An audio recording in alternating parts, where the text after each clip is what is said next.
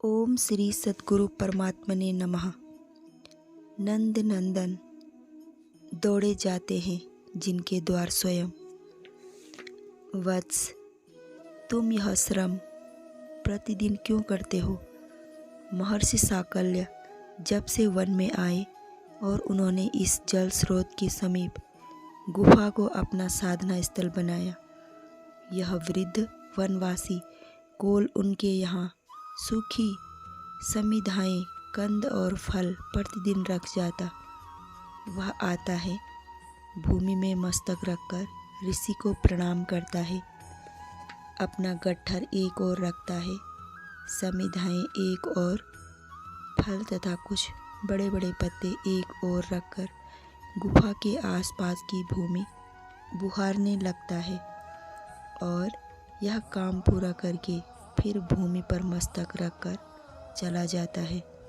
वृद्ध कोल को इससे कुछ मतलब नहीं कि ऋषि ने उसे देखा या नहीं। वह न एक शब्द बोलता है और न इसकी अपेक्षा करता है कि ऋषि उसे आशीर्वाद दे।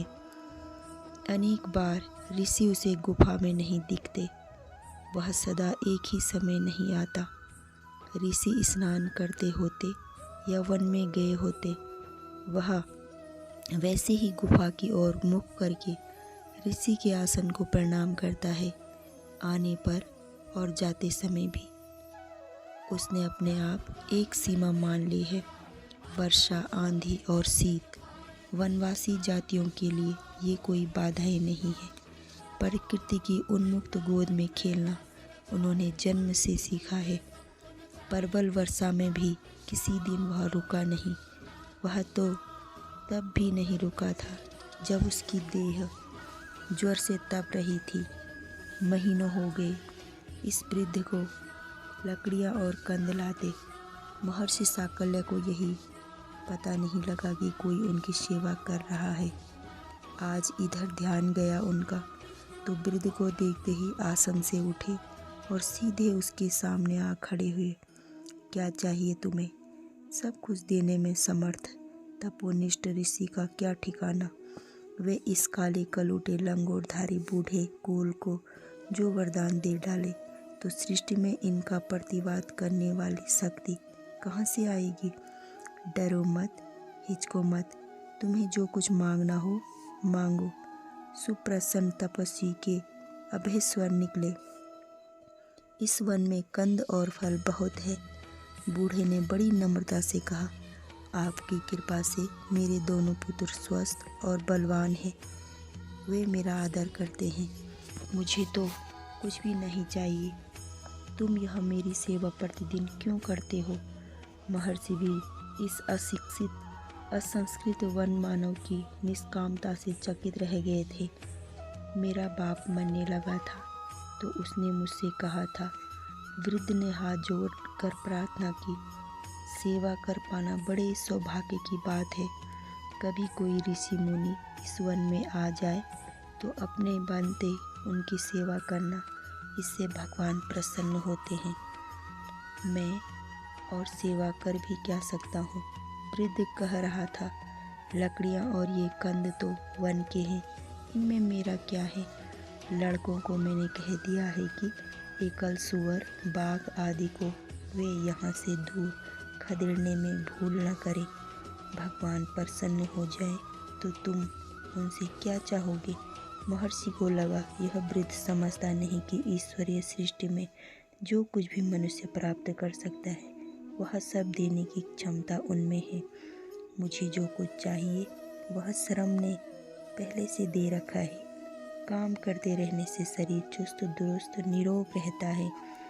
थके हारे पीड़ितों की मदद करने से उनका आशीर्वाद मिलता है। वृद्ध सरल भाव से कहे जा रहा था, आप जैसे ज्ञानी महात्माओं की सेवा करते हैं तो आशीर्वाद मिला ही धरा है। बस एक ही चाहत है। क्या? इस एक शब्द में महर्षि के सारे अस्तित्व की प्रसन्नता टपक पड़ी। भगवान सब संसार को बनाता है, सबका पालन करता है। वह यह सब करते करते थक जाता होगा। वृद्ध कोल ने बड़ी सरलता से कहा, वह प्रसन्न रहे तो उसे थकावट नहीं लगेगी। मैं चाहता हूँ वह सदा प्रसन्न रहे। मैं जब आनंद में रहता हूँ, किधर भी काम करूँ थकता नहीं हूँ।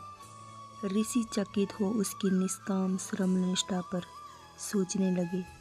उन्हें इस तरह सोचते देख उसने भूमि पर सिर रखा और लौट पड़ा अपने झोपड़े की ओर।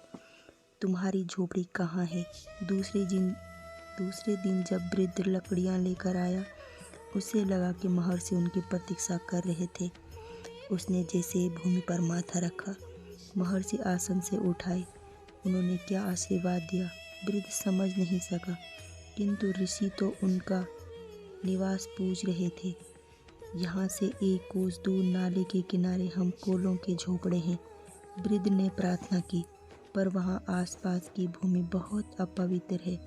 आप वहाँ पधारे, ऐसा स्थान वह नहीं है। उत्तर मिला, वत्स, भगवान श्री द्वारकानाथ इंद्रप्रस्थ आए हैं धर्मराज युधिष्ठिर के समीप। वे अर्जुन को साथ लेकर इधर वन भ्रमण हेतु निकले हैं। वे कभी भी इधर आ सकते हैं। यद्यपि उनका शिविर यहाँ से बहुत दूर है, किंतु अर्जुन के रथ के लिए यह दूरी गणना करने योग्य नहीं है। मैंने अपने बाप से सुना है, महाराज पांडु हमारे स्वामी थे। वृद्ध हर्षित हो गया था। उनके पुत्र इधर आए हैं तो उनकी पद वंदना का भाग्य मिलेगा, और भगवान तो आप जैसे महात्मा के यहाँ आएंगे ही। श्री कृष्ण इस आश्रम पर आए, इसकी मुझे संभावना नहीं है। बूढ़ा कोल ऋषि की बात सुनकर उनका मुख देखता रह गया। ऋषि सर्वज्ञ है, अतः ठीक ही कहते होंगे, लेकिन जब ऋषि का दर्शन करने अर्जुन श्री कृष्ण के आने की आशा नहीं है, उनके दर्शन होने की उसे भी क्या आशा है? कल तुमने मुझसे कुछ मांगा नहीं, महर्षि अद्भुत भरे स्वर में बोल रहे थे। आज मैं तुमसे मांग रहा हूँ, अस्वीकार मत करना। आज्ञा भगवान। वह तो लगभग भय से कांपने लगा। ऋषि इस प्रकार क्यों बोल रहे हैं? ऐसी क्या बात है जिसके लिए वे उसे सीधे आज्ञा नहीं दे सकते? श्री कृष्ण तुम्हारे झोपड़े में आए तो उनसे अनुरोध करना कि वे इस ओर निकले।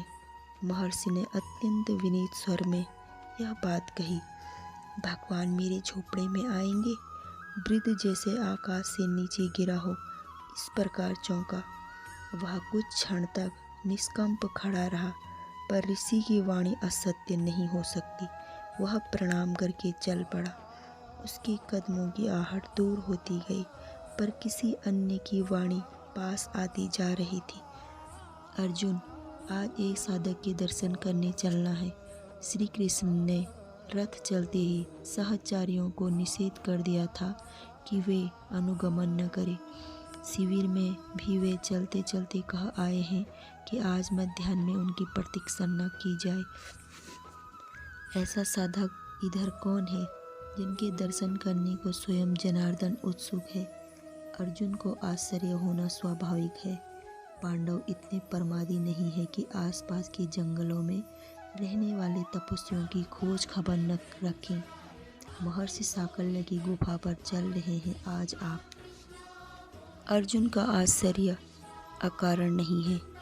महर्षि साकल्य तपस्वी हैं, योगी हैं, किंतु हैं महर्षि व्यास के पर शिष्य।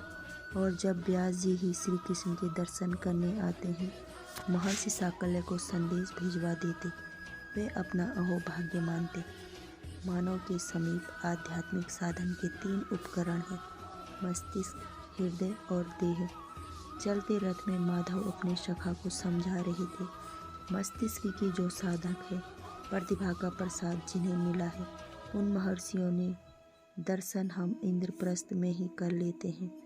हृदय का धन जिनके पास है, भक्ति देवी के जो अनुग्रह भाजन है, नंद नंदन को उनके द्वार तक दौड़ना पड़ता है। अर्जुन ने हंसकर अपने सखा की ओर देखा। सो तो है ही। श्री कृष्ण भी हंसे। लेकिन आज एक देह के साधक के द्वार पर हम चल रहे हैं। उसके पास न बुद्धि है और न भावुकता की शास्त्रीय बातें, किंतु देह को उसने लगा दिया है श्रम, श्रम, अनवरत श्रम। यही एकमात्र साधना है उसकी। पीड़ितों की सेवा, असहायों की सहायता एकमेव ध्येय है उसका। और तुम जानते हो कि देह सत्ता है। सत्ता का ठीक संयम होगा तो चित्त और आनंद उनसे भिन्न नहीं रहेंगे। सच्चिदानंद स्वयं दौड़ा जा रहा है, यह तो देख रहा हूँ, किंतु वे महाभाग? अर्जुन ने पूछा। रथ के वेग ने अब तक गंतव्य तक पहुँचा दिया था। उन्हें और पार्थ को अद्भुत दृश्य देखने को मिला। बूढ़ा कोल एक घायल की सेवा करने में जुटा था। श्री कृष्ण सहायक बन गए उसके झोपड़े में आकर। बाबा, महर्षि साकल्य को कहना, हम उनके आश्रम के सम्मुख से जाएंगे। कार्य निवृत्त होने पर गीता के महान उपदेष्टा ने कहा। स्वरों में जैसे उसमें नवीन चेतना का संचार हुआ। वह संदेश देने दौड़ा।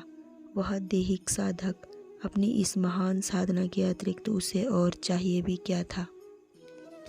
हरि ओम तत्सत, हरि ओम तत्सत, हरि ओम तत्सत।